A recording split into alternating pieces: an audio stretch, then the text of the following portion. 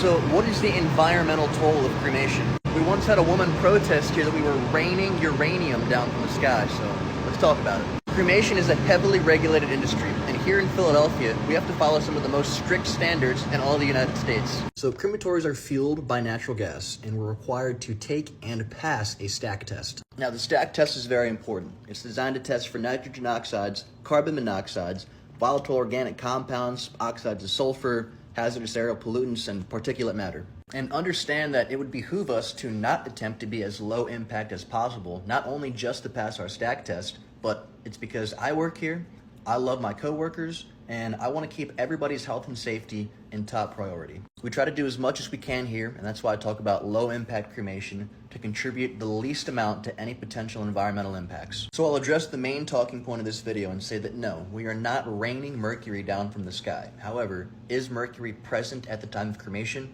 Sometimes. It depends. Largely, mercury is emitted from the cremation process via dental amalgams. Now, not everybody has a dental amalgam, and how do you quantify that? It's hard to say. So there have been studies done that specifically track the amount of mercury released via cremation in regards to direct health impacts. And the findings were essentially no, that there wasn't really enough to conclude that there are any plausible health impacts. So I'll move on from just the health impacts of cremation and relate this to a more environmental impact.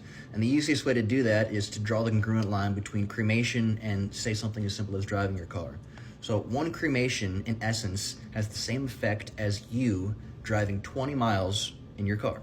And to quantify that into a consumable metric, the average cremation emits about 2.5 million BTUs. 1 gallon of gasoline is about 120,000 BTUs. Now, 2.5 million divided by 120,000 is roughly 20. So that's where I get the 20 gallons of gas analogy. So obviously there's a lot more to talk about within this topic, and if you have any questions or comments, just drop them below. I'll be happy to try and answer and address as many as I can. But the overarching theme here is that modern cremation is designed to not be nearly as impactful as other agencies and organizations in the United States, at least. With that being said, have a great day.